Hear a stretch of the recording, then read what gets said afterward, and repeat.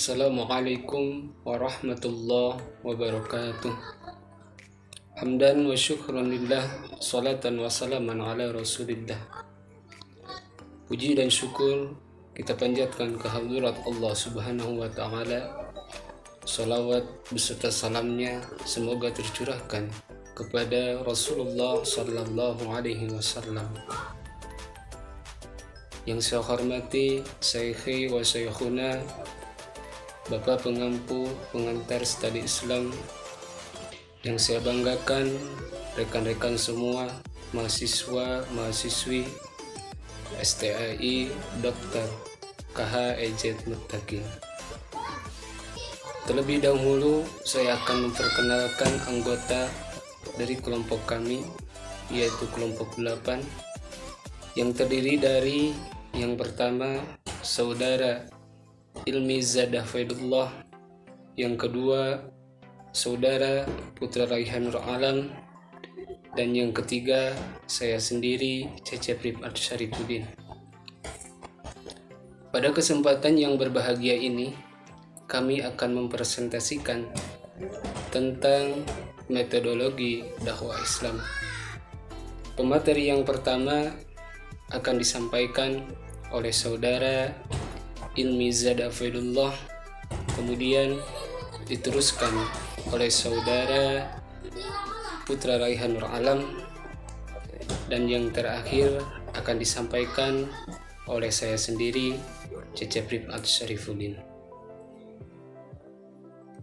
Assalamualaikum warahmatullahi wabarakatuh. Sebelumnya perkenalkan, nama saya Ilmi Zadah Faidullah dari kelompok 8, yaitu pemateri yang ke-1 akan membahas tentang pengertian metodologi dakwah. Secara etimologi, metodologi dakwah terdiri dari metode, logos, dan dakwah. Kata metode dalam bahasa Arab yaitu uslub, thariqat atau manhaj. Diartikan sebagai jalan atau tata cara. Kata logos yang artinya logi berasal dari bahasa Yunani yang berarti ilmu atau buah pikiran yang diungkapkan dalam perkataan, pertimbangan nalar atau arti.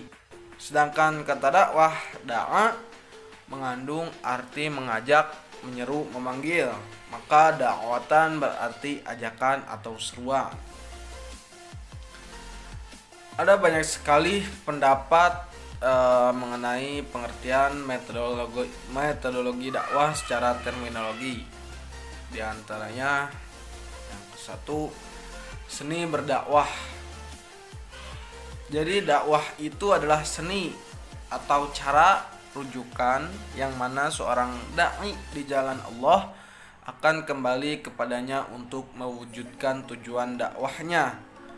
Dari ini dapat dikatakan bahwa metodologi dakwah adalah cara sukses yang dapat mempengaruhi dan sesuai dengan keadaan objek dakwah. Selanjutnya, metodologi dakwah mempelajari tentang cara-cara yang dilakukan oleh seorang mubalik atau dai, bisa disebut komunikator, untuk mencapai suatu tujuan tertentu atas dasar hikmah dan kasih sayang. Dengan kata lain, pendekatan dakwah harus bertumpu pada suatu pandangan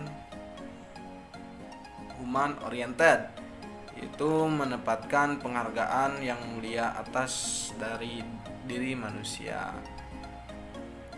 Yang ketiga, jadi metodologi dakwah itu adalah ilmu yang mengkaji tentang konsep teoritis dari berbagai cara atau metode yang digunakan dai untuk menyampaikan materi dakwah Islam kepada mad'u, atau bisa disebut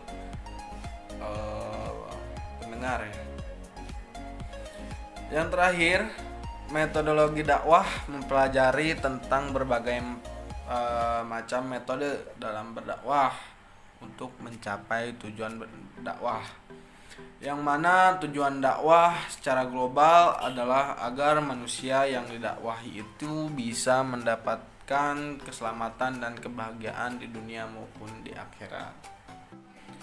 Baik, selanjutnya sumber metode dakwah.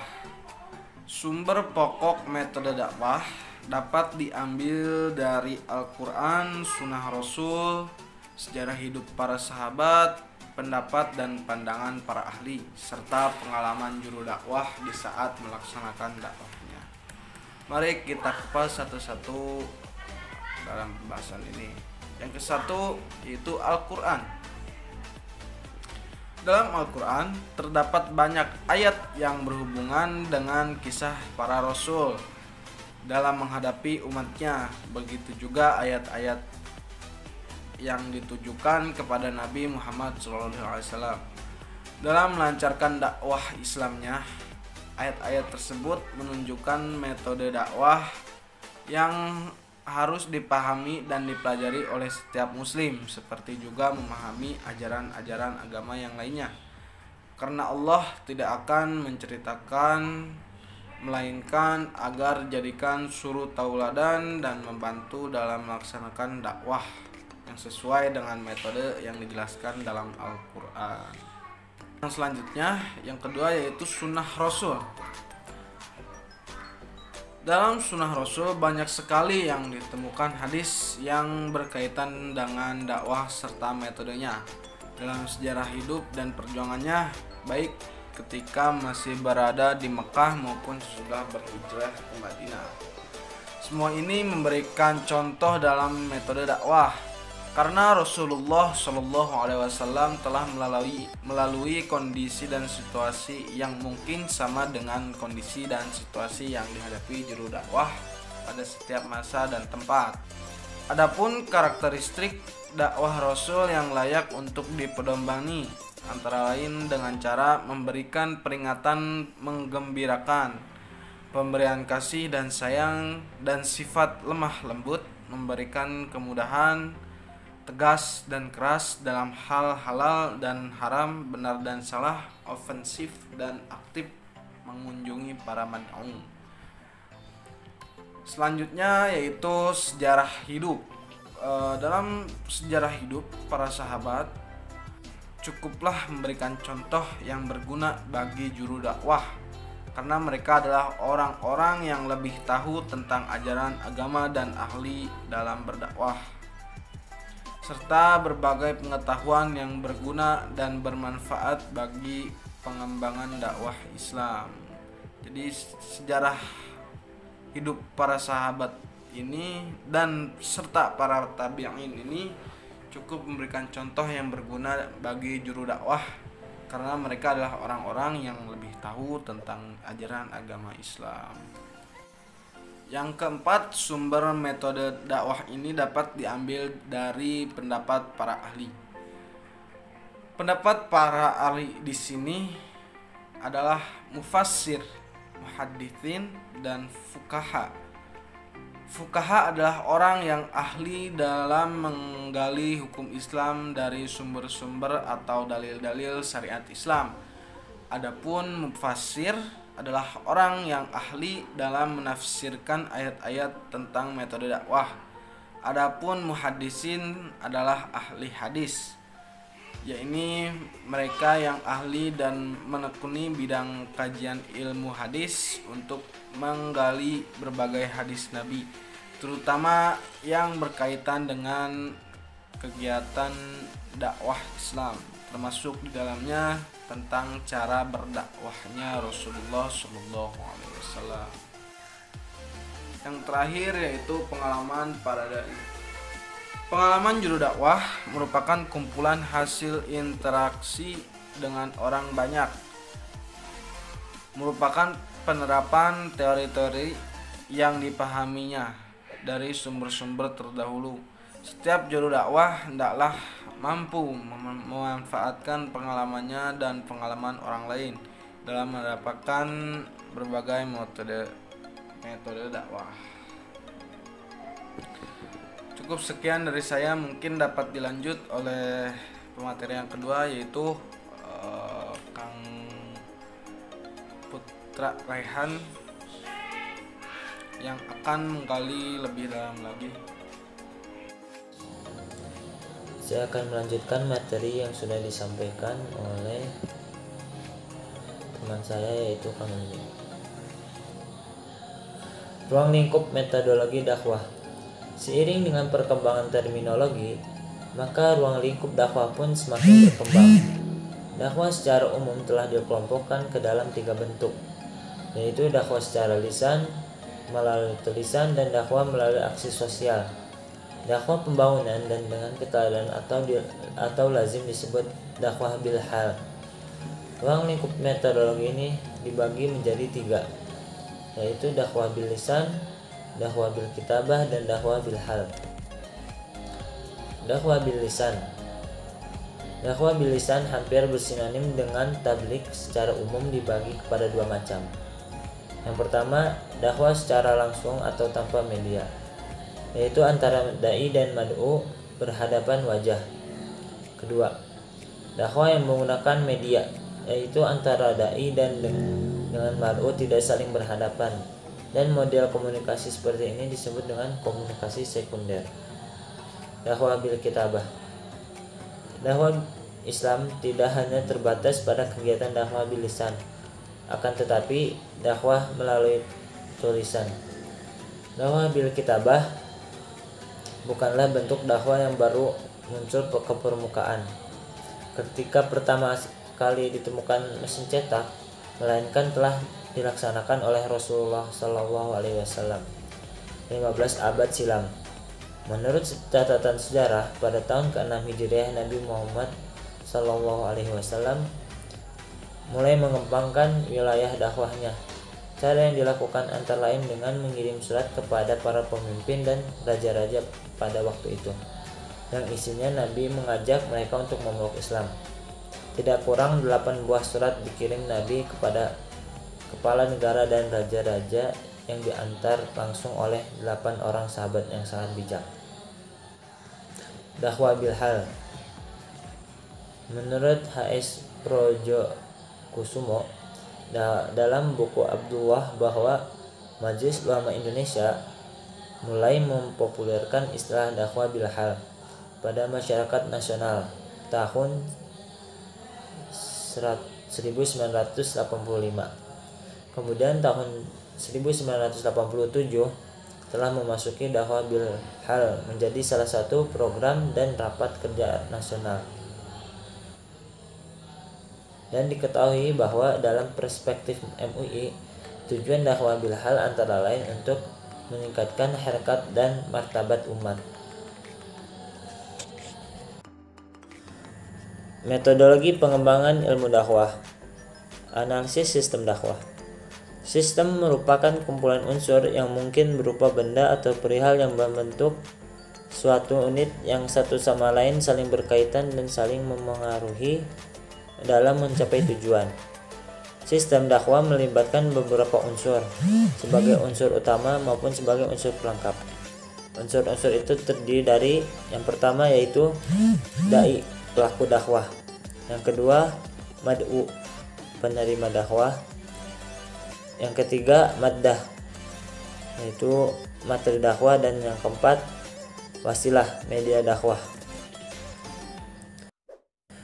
Media dakwah adalah alat yang digunakan untuk menyampaikan materi dakwah kepada mad'u untuk menyampaikan ajaran Islam kepada umat.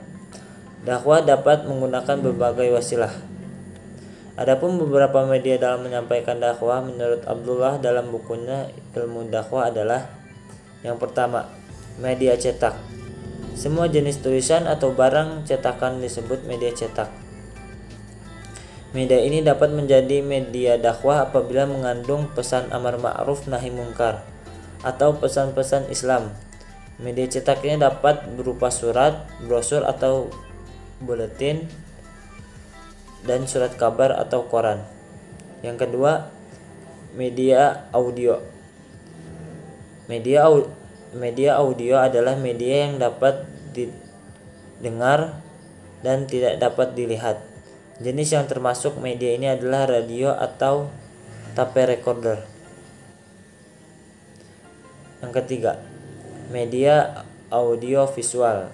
Media ini lebih banyak daya tariknya karena memiliki dua dimensi, yaitu dapat didengar dan dapat dilihat gambarnya. Media ini merupakan media elektronik seperti TV, film, atau video kaset. Yang keempat, dakwah melalui media internet. Di era teknologi informasi saat ini, peran neomedia dan sosial media dalam dakwah sangat penting. Dakwah tidak hanya dapat dilakukan di masjid, tapi juga dilakukan di internet.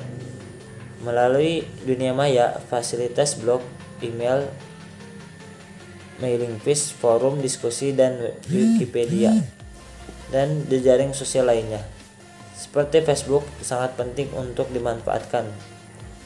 Menjadikan media sosial sebagai media dakwah tentu berkaitan erat dengan posisi media sosial itu sendiri terkemuka dan diminati di seluruh dunia. Mungkin itu saja yang bisa saya sampaikan. Selanjutnya akan disampaikan oleh Kang Rifat. Bismillahirrahmanirrahim. Thariqah atau metode dakwah.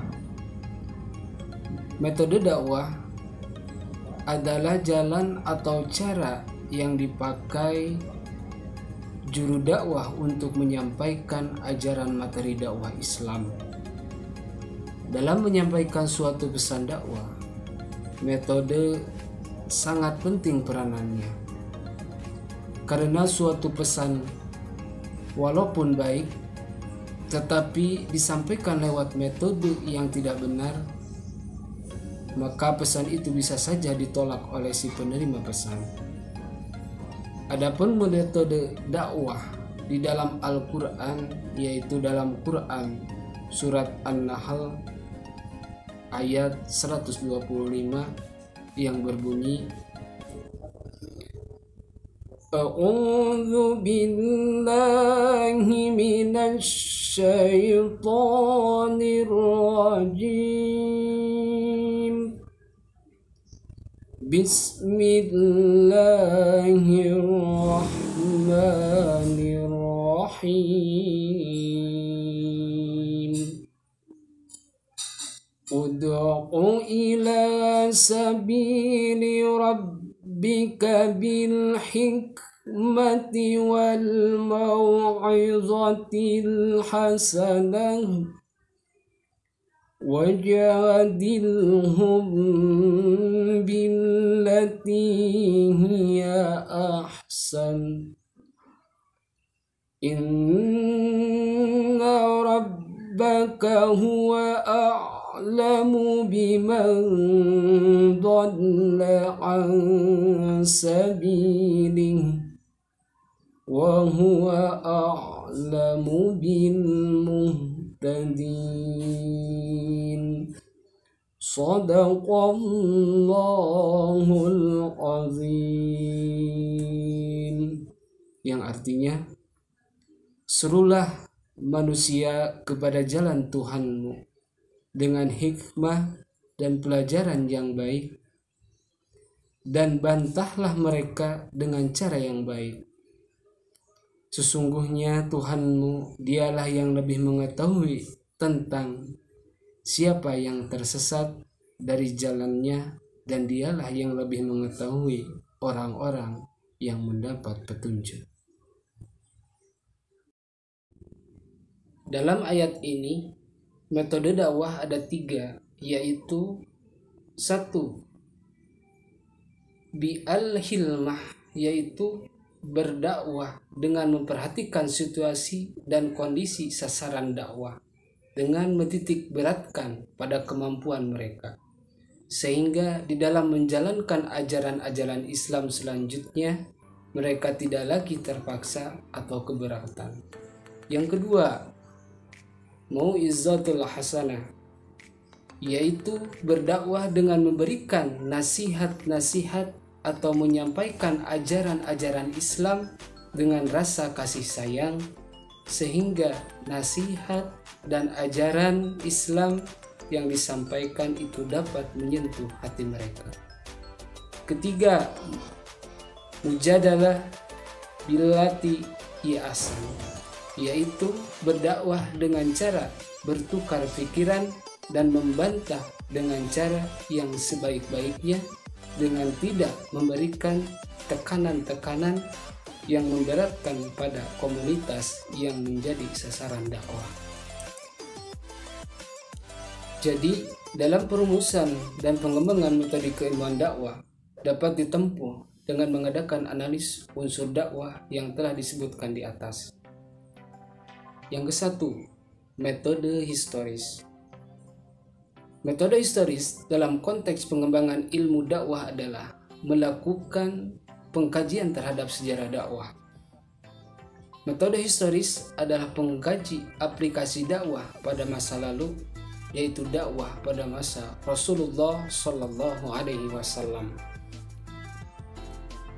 Pada zaman sahabat, Khulafaur Rasyidin, pada masa Bani Umayyah, Abbasiyah, dan zaman berikutnya hingga saat ini.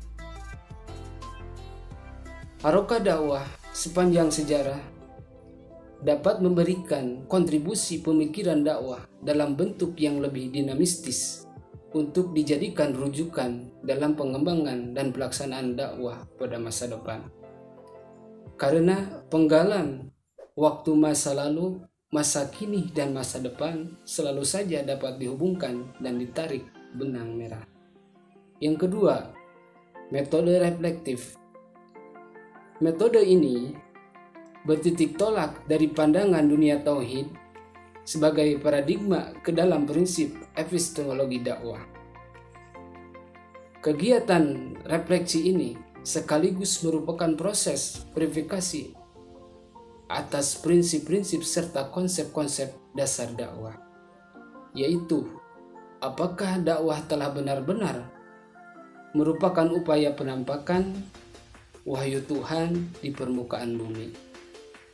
Yang ketiga, metode riset dakwah partisipatif.